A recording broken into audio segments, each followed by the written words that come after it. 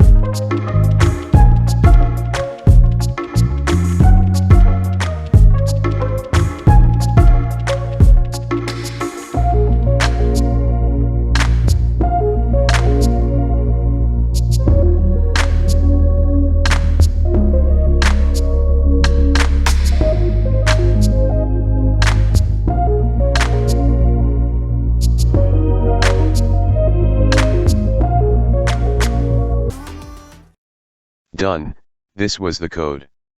Let's check whether it works or not.